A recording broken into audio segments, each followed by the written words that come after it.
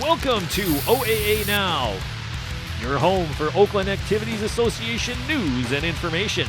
Here's your host, Sammy Taramina. Welcome to OAA Now. I'm Sammy Taramina, blogger of the Dragon's Den, blogger inside the OAA. We're the host between 2 minutes on Oregon Neighborhood Television.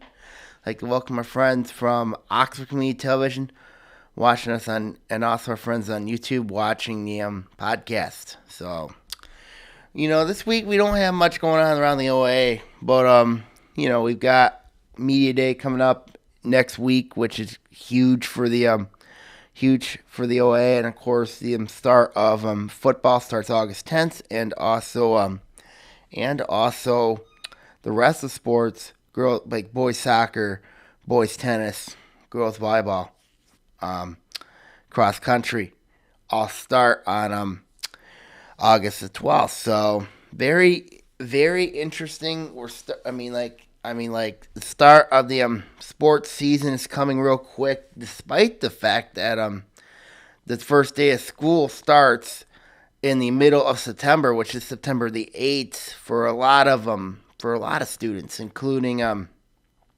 college students. You know what I mean? I think they go back probably in late August, and to early September. So very interesting dynamic when it comes to how the sports season starts in August, and also the start of the school year is in late September. But anyway, let's look at what's going on. News around the state of Michigan. We got boys soccer previews also to talk about. Of course, will Adams repeat the performance they had a year ago? When they went to state finals. But very interesting dynamic when it comes to soccer. Of course, news out of the west side of the state around St. Joseph area. Of course, that's in Berrien County. Former a Gatorade National Player of the Year, who playing at Michigan State, Lauren Hill. She was a former soccer coach at St. Joseph. She got 4 to 15 years after she pled guilty. After pleading guilty to having an inappropriate relationship with the student. This is another negative line on a coach. You know what I mean? I don't know the specifics of what happened. I guess the judge berated her after saying that she was supposed to be a role model for her, but I guess for the student. But what happened there is she is eligible for parole up to 4 years. And then but it's very sad, to look at what it's very sad. You know what I mean? To see this girl of course, I graduated in John 6, like a girl from my class, you know what I mean? Not from my class, because I graduated from Lake Orion, she played at Northville. But, to just throw away your whole career, you know what I mean, for doing something stupid. What are you doing to yourself? You know what I mean? That's unfortunate and just a tough situation when you look at what's going on with these people. And, when you have something that, when you do something stupid, you know what I mean? When you do something stupid in today's society that we live in, you're going to regret it. And just recently in the news from girls volleyball, of course, Livonia Stevenson, one of the top powers in the state of Michigan, of course, their coach, who coached 27 years, Kelly Graham, she had to resign after she was charged with embezzlement of $300 from the district. What are these people doing? Here in a world where we've had a lot of negativity that has affected us throughout the area, not only throughout the entire OA, but also the entire state of Michigan. What are we doing? What are we teaching? What are we teaching our kids? You know what I mean? What are we teaching them? One thing you don't do as a coach is steal from your school district or steal from your team. That is what's going on with Farmington's situation with their former coach, who who was charged for stealing almost $9,000 from from her cheerleading team. You know what I mean? And that's not. I mean, that was a. I think that was just pure stupidity. You know what I mean?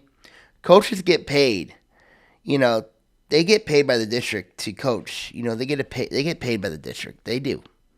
I mean, why? I just don't understand why people are so desperate to get other funds. You know what I mean? To get other money. You know what I mean? Around the area. I mean, like I know there are people that are desperate, and I know there's one thing people learn is desperate people do desperate things, and and why would they? I mean, like, and what are we teaching our kids today? You know, we're in a world that social media is basically saying is, well, we're in a world that basically, we're desperate. We control everything. I mean, like, and, we need like money to pay bills and all that because, state ain't, I mean, like, it's kind of hard, when you look at entitlement to, and then of course you got to look at what's going on, what will happen with these two ladies. I mean, Lauren Hill had an opportunity. She was a teacher in the district, but also Kelly Graham was as well at Labonte Stevenson. But Lauren Hill had a lot of opportunities. You know what I mean? She had an opportunity to be a very successful lady in life. She played soccer. She played college soccer, girls soccer.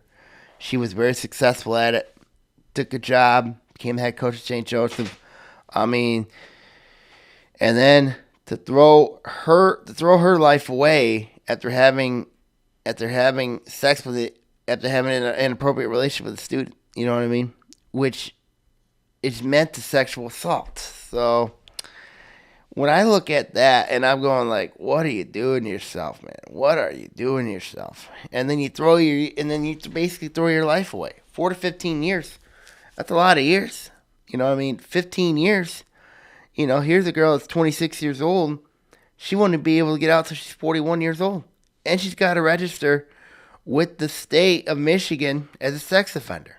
And, that's going to be she just threw her life away.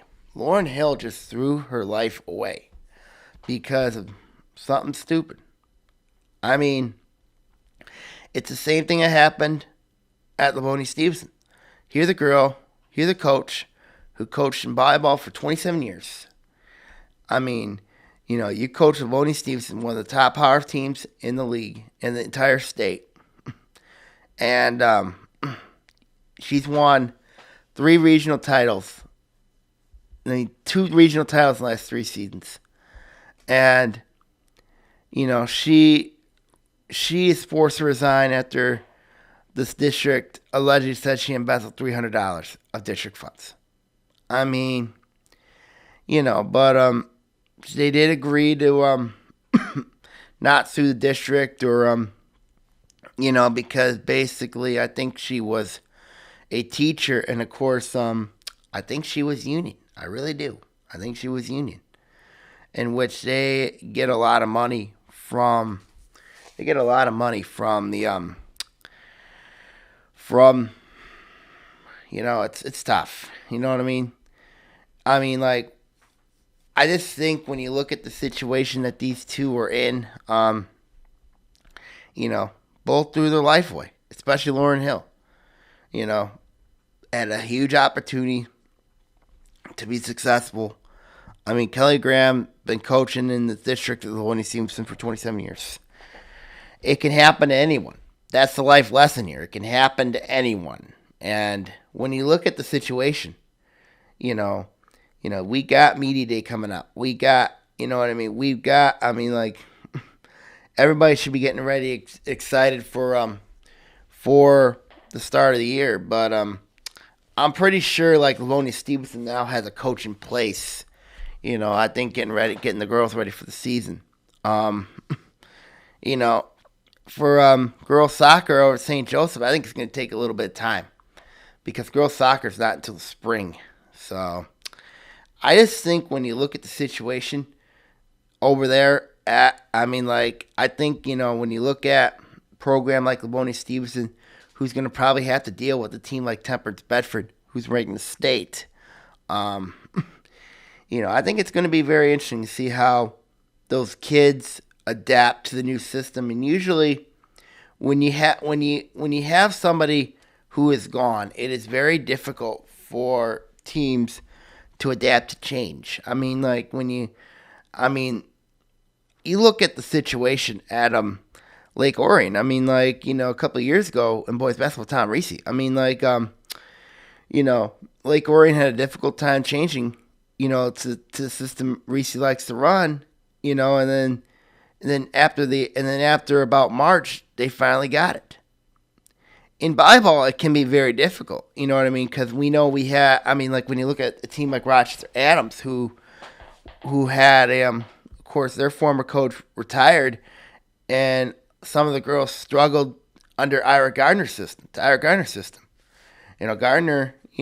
of course, had a very successful year at Birmingham Marion, very successful coaching career at Marion. And now, and adapting to coaching a public school team like Adams, it's very difficult. It is very difficult to put your system in place at a school. I think these girls at Livonia Stevenson is going to have that with Kelly Graham now gone out of the picture. And, when you look at adapting to change, adaptation is, you can look at it from two ways.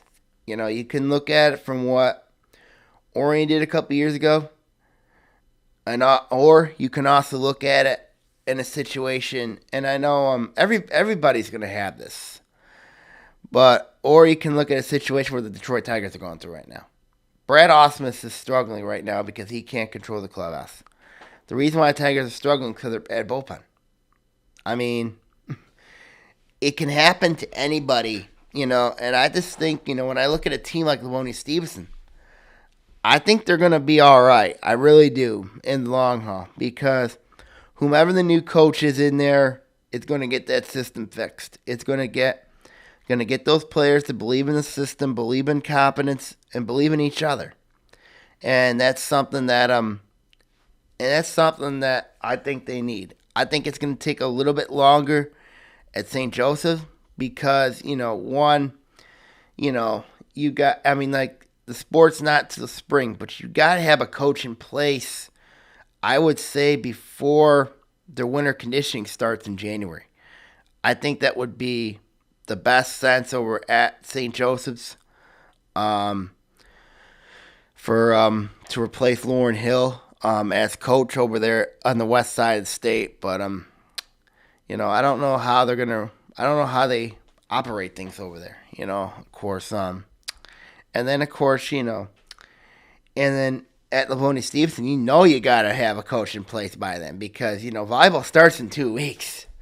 So that's not going to be an easy thing to say when you look at what is going on over there at both places. It's been a very, very tough year when it comes to embezzlement, when it comes to people stealing money from kids or like people getting in trouble for inappropriate relationships. It's been very, very tough. This has probably been, I think, the most hardest season I have seen when it comes to people getting into trouble with the law or resigning at unfortunate circumstances. Now, it has happened in the OAA. Let's not forget that, of course, a couple weeks ago at Farmington. And, of course, we've also had a lot of talk about school closures and school buildings. Of course, we know what Southfield Lake, they're merging next year. And, of course, according to two accurate sources I've been hearing, it does not look good at Farmington Harrison with their situation, and then with their plan. But we don't know until the school board votes in a couple months about the school district. So the OAA, it's possible that the league could be down to 21 schools by next year. And to me, it's an unfortunate situation.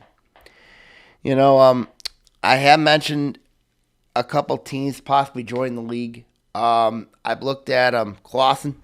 Of course, they're a team that I've been mentioning for a little while now, and we'll go over that in the next segment. Of course, there is a OA guy, coaching now at Clawson. Of course, he's now in the MAC. I think it's the MAC Bronze. I think they're in. So we'll take a look at how Dwayne Graves' Dwayne Graves' story, and now he is now the new coach at Clawson. We'll take a look at that coming up. But this is probably one of the most hardest summers I've seen when it comes to getting everything ready to go and everything situated. And to see these coaches resign for stealing or embezzlement, or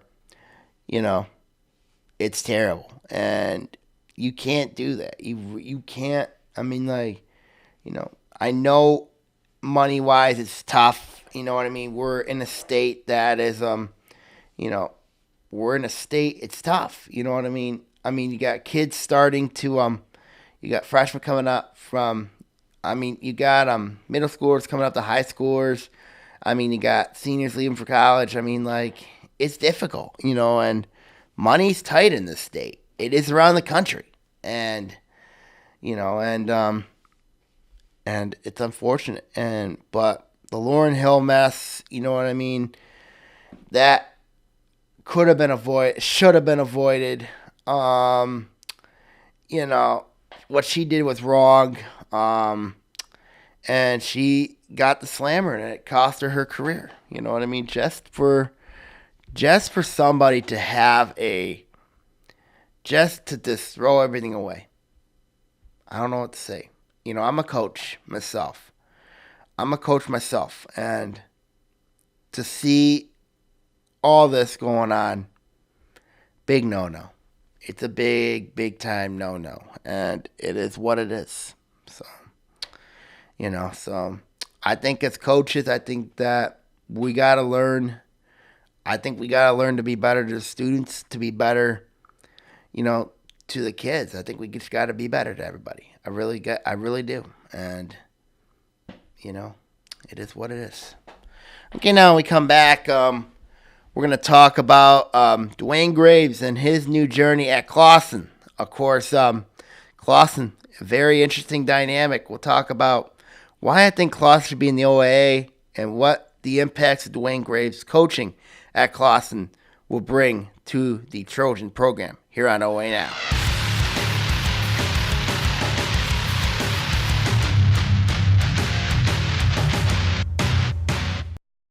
Hello, Lake Orion. It's Anthony Taramina, co-host of Between Taraminas. I want to let you know of a new show called History Now. In it, we're going to talk about global, national, and political events that occur in our lifetime. We're going to also have guests and also have co-hosts as well, and also plenty of surprises. Catch us on History Now here on ONTV.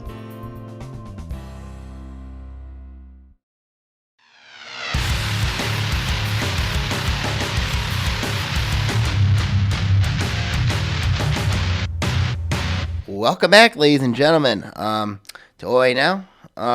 We got some interesting dynamics here. Of course, what's going on? Let's go to the world of boys basketball. I'm still surprised there's still some summer league games going on around the league. But anyway, developments out of another team that's out of the league, of course, which is in the Macomb Area Conference, is there's a new head coach, Adam Clawson. And it's a familiar name to those around the entire state of Michigan. Name is Dwayne Graves. Of course, Graves, as I mentioned, he's a 1994 Lake Orion graduate. Lives in the Clawson area. He is the new head coach for the varsity team over at Clawson. And to me, I think this is an interesting move. I think it's a great move for the city of Clawson to get a coach like Dwayne Graves.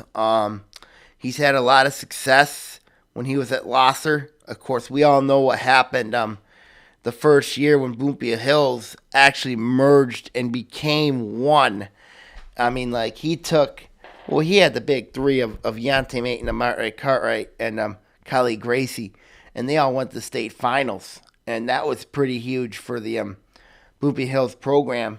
And then, of course, the next year he was let go after a scandal, which he allegedly, allegedly, but I don't think this is true at all. But he punched a player, said one of his kids had nappy hair, and was eventually forced out of the program. And he resigned in January. And it's a tough situation when you're in season and you're struggling with what's going on with you're struggling what's going on with the situation now over there. Mike Mariansky is the new head coach at Bloomfield Hills, and he's got a good team. It's a pretty good team.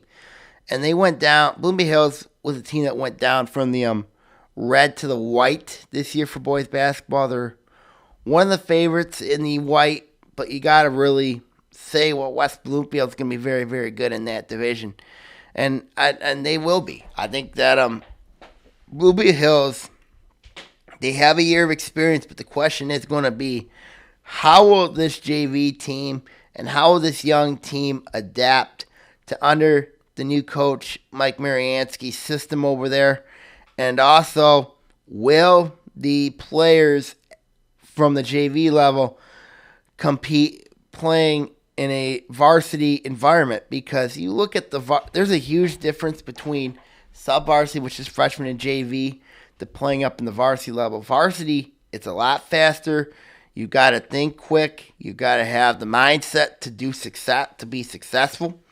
And that's the question at Bloomfield Hills. That is the major question over there is, do they have what it takes to compete in the white division? And that's the question. But, let's look at what Dwayne Graves brings to Clawson. Stability. He brings a winner to Clawson, because you look at a coach like Graves' pedigree. He's won wherever he's been. And it kind of, a lot of people knew about Graves, when, especially at the 2012 season, when his Gloucester Knights won the OAA Gold title. And then, of course, they had that shocking district run, and then they eventually were knocked out by Lake Orion in probably one of the most craziest games, where they started off up 18-0. I remember that game very well, and then Lake Orion outscored them in that game. They ended up winning 52-50, so it was 52 to I think 30. So it was very dynamic. It was very interesting in that game. But Graves has led this he's done very well at Gloucester. He did very well at Bloomfield Hills in his first in his year and a half there. And then everybody, and of course, here's a guy that's went to a state championship game, knows what it takes to get there. He had to go through, he went through a lot of adversity at Clawson, and now at Bloomfield Hills, and now he's in an environment where Clawson's a team in division in Class B during the Macomb Area Conferences. I think either in the bronze or in the silver. It's very interesting to look at it from that perspective. But he should have Clawson ready to compete, ready to go and play right away. I know that it's hard to take place of a system that has been that they've been down in the dumps for the last few seasons. And you look at Clawson as a whole. I think Clawson's a team that should be in the OA. I really do, because when you look at Clawson, geographically wise, they make perfect sense to be in the OA because of their geolocation. A couple of years ago, I know Clawson along Madison Heights Lampier left the league to go to the Macomb Area Conference based on competition purposes, but when you look at the competition purposes in the OAA now, I mean, you could reset your rivalry with Hazel Park.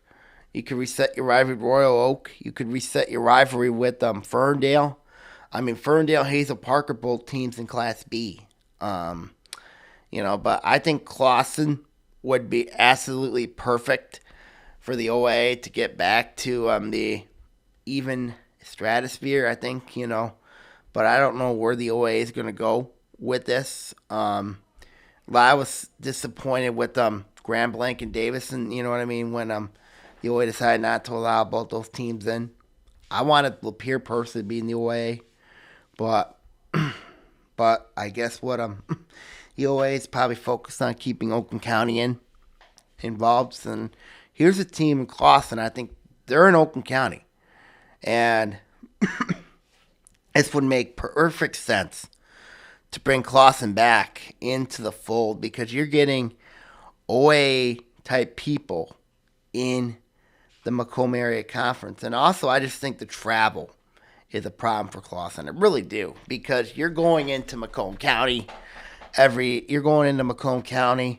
which is a problem.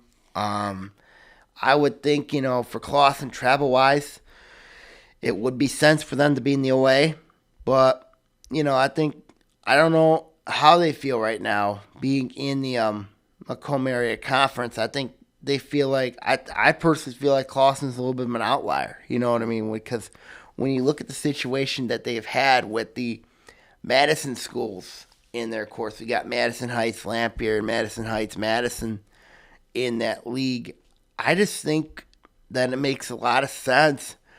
I think it's time for Clawson to maybe look at possibly leaving the MAC and possibly come back to the OAA, because OAA is losing schools, you know what I mean, because you've had the merger of the Southfield schools coming up. We don't know the name of the team yet. I think I've got a couple good ideas what I think that name should be. And then we don't know what's going on with Pontiac, with their financial situation. I know they're still under a consent agreement over there at Pontiac.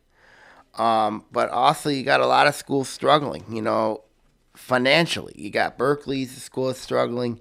Avondale's school is struggling. Oak Park's been struggling. I mean, maybe I would say if I'm Clawson, maybe it is time to maybe look at possibly, maybe coming back to the OAA. You're still going to have to deal with the big teams like Clarkston, Orion, Oxford, and then you have the Rochester schools like Rochester Adams, Rochester, Stony Creek, Troy Athens, and then you got your West Bloomfield, and then you got the Farmingtons. And also we don't know what's going on with the Harrison situation. So, the Harrison situation, that is starting out to look good. You know what I mean? When you look at that situation. So, if I'm Clawson, I think it's a good time. I think to look at my options to say, where do I look to be better off? Do I look to be better off in the OAA or in the Macomb Area Conference? And that's the question I think that people at Clawson need to raise is perhaps, maybe, going into Macomb County most of the games you're playing, maybe it's not worth going there and possibly going to the OAA where you're playing better competition. It's clearly benefited a team like Ferndale, you know what I mean, who they struggled in Class A. They struggled playing against some top-notch teams in the Gold. I mean, they're playing some decent teams in the Gold, but when they get into district play, you know what I mean, like they're ready to play because their schedule gets them ready to play. And I think it'll help a team like Clawson. And, of course, when you have a guy like Dwayne Graves in there, I mean, the schedule in the Macomb Area Conference, I don't think is as good as you think. I really don't. And then maybe looking at playing the OAA, I think would be perfect sense for a team like Clawson. I wrote down their district. Of course, their district pairing is up, and they're in a very difficult district. Their volleyball, their girls basketball program, and their boys basketball program. They're all in a very tough district. Of course, Albit's at Notre Dame Prep. Of Of course, Notre Dame Prep's got a very nice scoreboard over there. They've just put a new board in there. I really like that a lot.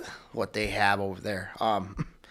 It's an older court, but you're in a league for Clawson for boys basketball. You got Warren Michigan Collegiate who's tough. Cranbrook Kingswood's tough, but I just think and you got Notre Dame Prep who had a rebounding year a year ago. Of course, this was a team that shocked Detroit Country Day last year, and Notre Dame Prep is a team to definitely keep an eye on heading into the year.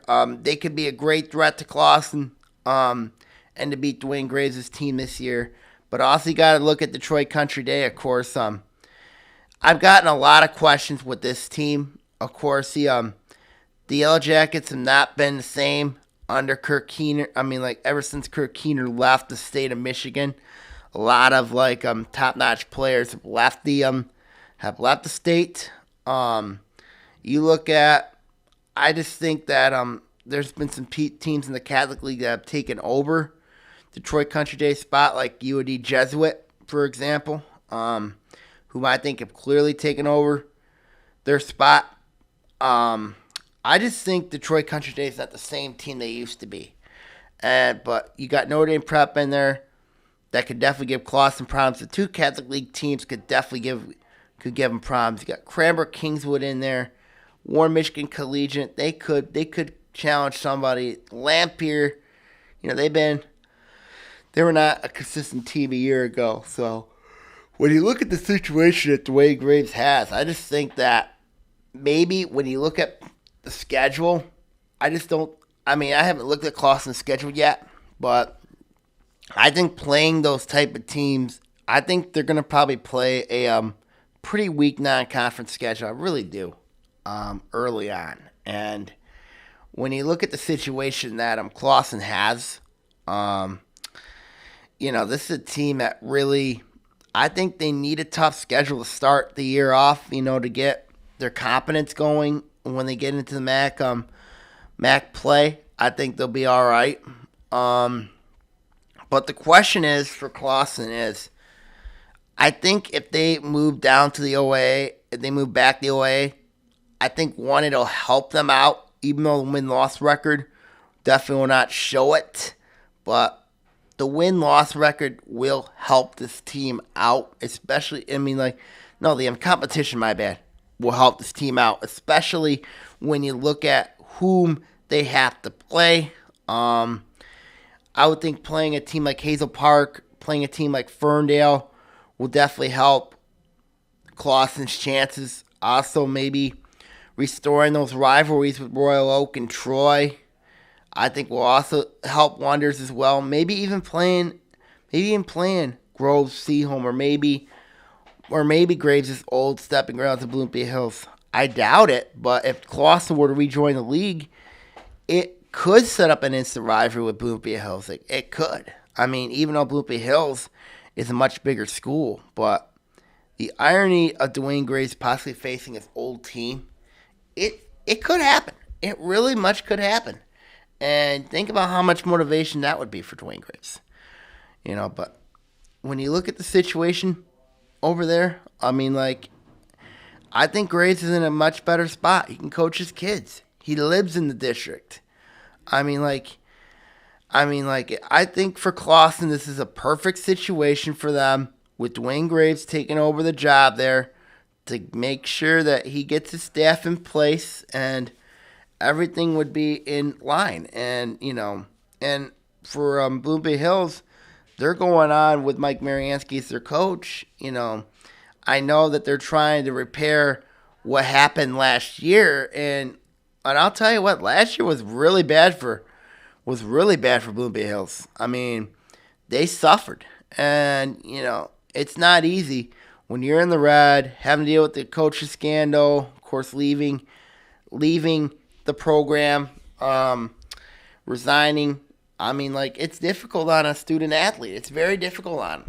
And and to see Graves now at Clawson, I think it's great for the media. It's great for the entire State of Michigan that Graves is now back in the fold at Clawson. But for Boone Bay Hills' stake, you know what I mean? It's good for them because, that they have a coach in place in Mike Mariansky who's going to stabilize the program, works in the district. He knows those kids well. He knows how to develop those kids. He's came through a very successful program with Jeremy Denna at West Bloomfield. And it's going to be very interesting what happens in the wintertime between Clawson and also Boone Bay Hills when you look at that situation coming up. I mean, I think it's a good situation for both sides. And Gritton looks like Dwayne Graves is very happy to be at Clawson, and he's looking forward to the winter like we all are, especially. But we got fall to worry about first, so it's gonna be very interesting to see what happens in the fall. Of course, we got football, we got volleyball, we got cross country, boys soccer. I mean, and we got some soccer previews to talk about coming up. So that's gonna be very unique when you look at that situation there. But final thoughts on the Graves situation. It's a tough road for Clawson this year, but schedule wise, I haven't looked at it yet. But I pretty much would think, I would think Clawson's in a better position if they were to go back into the OA, because I think the OA's got better competition than MAC. That's just my take on it. And also, I think Clawson's probably going to soften up the schedule early on in the year because they like to get some wins early.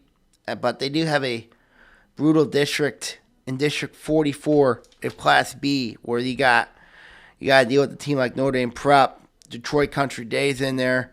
And those two teams are not going to be easy. Warren Michigan Collegiate's a decent team. I mean, it's not going to be easy for Dwayne Graves in his first year at Clawson, looking at what he's got to deal with. I would also think, when I look at Clawson, I just think geographically wise, that makes a lot of sense that they were in the OA. But right now, it looks like they're happy to be in the Macomb Area Conference with the Madison schools, Madison Heights, Madison, and Madison Heights. Lampere, of course, Lampere is in their district heading into the year. So, all right, now when we come back, we're going to talk about boys soccer preview here a little bit here on OA Now.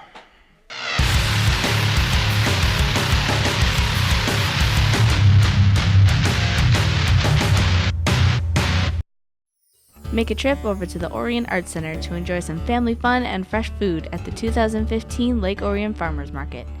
Every Wednesday through October 21st from 2 to 7 p.m., local vendors will bring their farm fresh produce, baked goods, and more for the parents while the kids have some fun playing games or making crafts. Remember to come often as vendors change from week to week as new crops come into season. For more information on the Lake Orion Farmers Market or to sign up as a vendor, visit lakeorionfarmersmarket.com.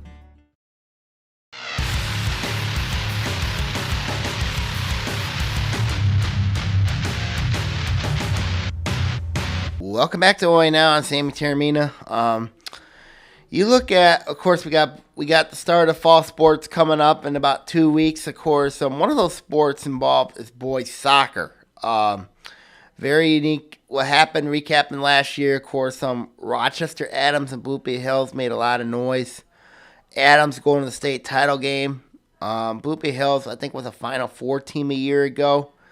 But the question is, can these two teams repeat their performances like they were a year ago? And, when I look at teams around the area, when I look at the white from a year ago when he had Boone Bay Hills, Seaholm, and Orion in that. And then, of course, the red, he had Adams, Rochester, Stony Creek, and the Troy schools. I mean, it's not easy when you look at those type of teams in that league from a year ago. And, I think when you look at Boone Bay Hills' ride, I think it was in a much better position than Adams' was, because when you look at Adams, they had to deal with a team like Utica Eisenhower, who Utica Eisenhower is a team that was very, very good, very talented. and Adams had to go through those type of teams until they lost to Plymouth in the soccer game and the state finals. When you look at Rochester Adams, this is a team that, they lose a lot from a year ago, but this is a team that really, they're a team that's really not bare. The cupboard's not bare over there at Adams. I think Adams will be in line I think they could have another good year again, another successful campaign heading in, but I don't know if they can repeat the run that they had a year ago. Of course, they played in a very tough district. Of course, when you have a district last year like what Lake Orion, what teams like Stony Creek, Utica, Eisenhower, and Orion in there. It's not, and he had Oxford, who was a very good team last year. Oxford probably this year might take a little bit of a step back, even though they'll have a very good goalie in Connor Bandel. Of course, we all know Bandel from track. Of course, he's the record holder for shot put discus at Oxford and he's back for a senior campaign, so he'll probably be their starting goalie over there. Oxford probably will struggle a little bit this year. A team I'm curious to look at is Ferndale, because here's a team that took on they beat a very good Detroit Cast Tech team a year ago. This is a team I think's got a lot of expectations surrounding Ferndale. I think they're up in a division this year. So in the division, I think they're in the white. So playing those type of teams, it's not going to be easy for them. But I think Ferndale's a team that you got to keep an eye on heading into the year, heading into the campaign. But a couple teams, I'll mention is Groves. Of course, Groves, the team, they struggled a little bit last year. They should be better heading into this year. I just think when you look at the disappointing year last year of the Troy schools, Troy, Athens, and Troy, Athens, they won a district title. They knocked off Cousino. And then, I think right now when you look at teams who are in better shape right now heading into the playoffs, I think when you look at the better shape of the Troy schools, I think Troy Athens is in better shape right now. I mean, let's not forget, this school, Troy Athens, they've had a success. I mean, last spring, they had a very successful spring. Of course, their soccer team went far in the girls' soccer playoffs, and then their baseball team went to the state quarterfinals. So it's very interesting when you look at with Troy Athens, of course. The fall could be a long year for football. I mean, with Josh Hepner's team. I just think that Hep's team at Troy Athens, they're going to struggle again. And most notably, the record of 6-21 is, but that'll be for a couple weeks. So 6-21 since 2011 is not very good for Troy Athens in football. But I think soccer, I think Troy Athens will be solid this year heading into the campaign this year. Troy, I think they're going to be solid as well. But, when you look at a district with Troy and Troy Athens in the same district, it's going to be interesting when you look at what's going on with those type of teams. Stony Creek is a team that was ranked in the state last year a lot. This was a team that had a lot of expectations, but they didn't do well in the districts. I mean, for whatever reason, they struggled in the district play. They were upset in districts by Eisenhower. This was a team that, they were ranked in the state most of the year. A lot of people thought, even me included, I thought Stony Creek was a team to keep an eye on. But at the end of the day, when you look at what happened there, Stony Creek ended up losing to a very good Eisenhower team. Of course, Utica Eisenhower, this was a team ranked in the state. They struggled most of the year, but then they got hot at the right time. And then they ended up finding a way to, doing some damage until they lost to Adams in the district final. I mean, Boopie Hill's another team to keep an eye on. Of course, they had that magical run last year. Why not for them? Why not? they're young. They got a lot back heading into the campaign. They've got a lot. I mean, like, Bloomfield Hills is a team to keep an eye on, especially in soccer. And also, you got the new building. You got the new building on the Andover campus. So, but apparently the Bloomfield Hills School District's going to use both fields, and they're probably going to use the Lasser Field for their soccer games this year. So it's very interesting when you look at what's going to happen over there at Bloomfield Hills, how their field use is going to be. I think it's a very unique dynamic.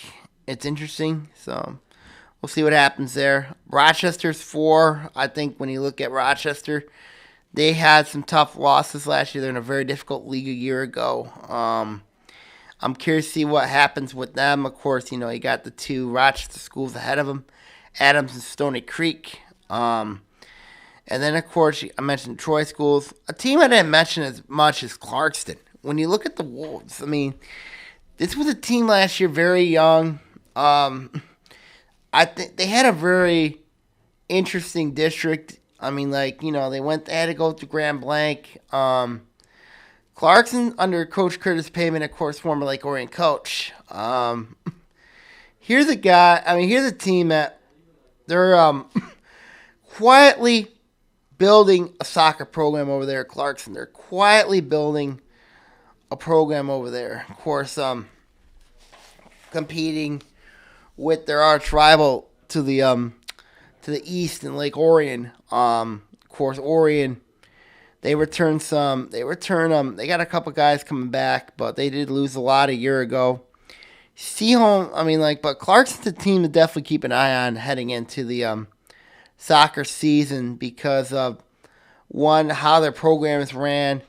2, of course, how is Clarkson going to they did lose a lot, but they're in a very nice district in which they're going northwest, where they'll benefit from playing those type of teams out there.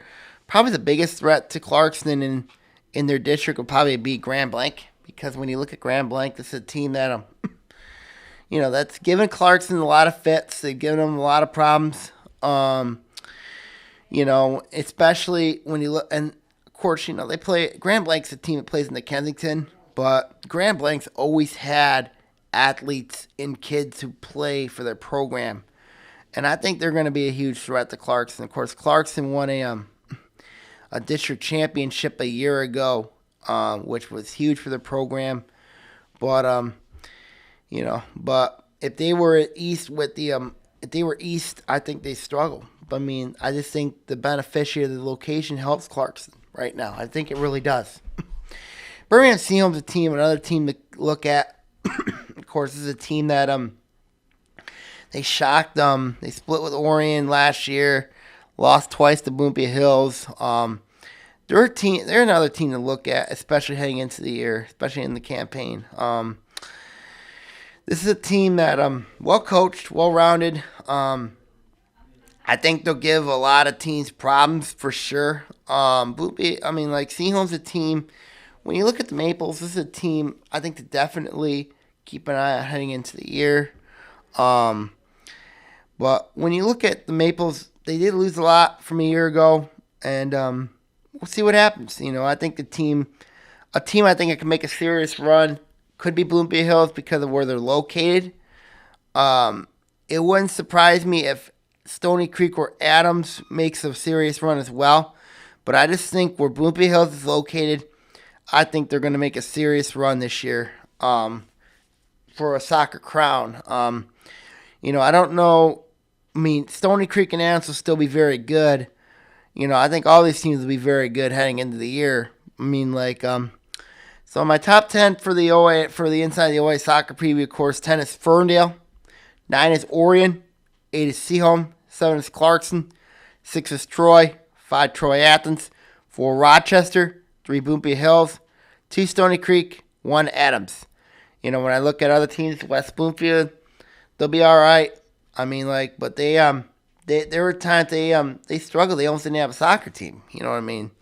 With them, Oxford, they lost a lot of talent from a year ago, and it could be a long year for the Wildcats this year.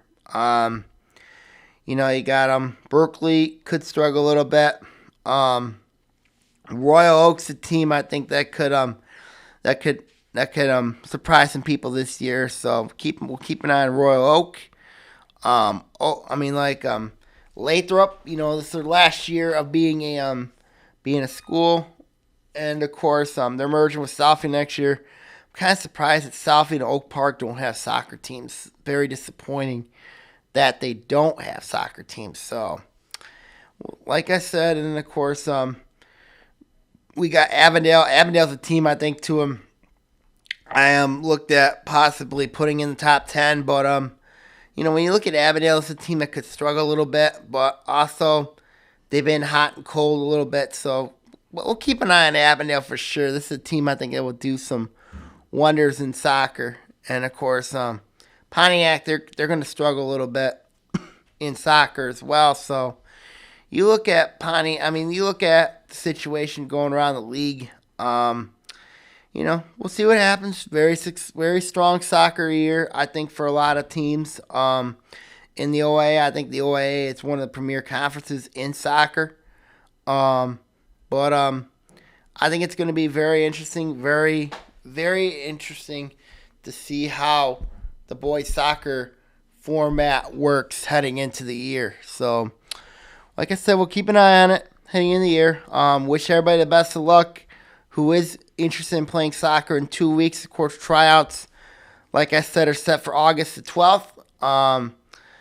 It's going to be very interesting, to see what happens in the soccer ranks heading into the year. So, all right, everybody, final thoughts today is, of course, I mentioned earlier, I think as a coach, don't steal from your kids, don't steal from your school district, you make a good amount of money, so don't steal, so, all right, everybody, I'm going to sign off here. Everybody enjoy the rest of their week. Media Day coming up next week, so it's going to be a very crazy and interesting time here next week, especially with Media Day, and of course with also, oddly enough, I think 2 weeks is the next week is the 1 year anniversary of OAA Now, of course, starting up the podcast. So very excited to have that. So all right, everybody, enjoy your day, everybody, and good night, everybody, and have a great day.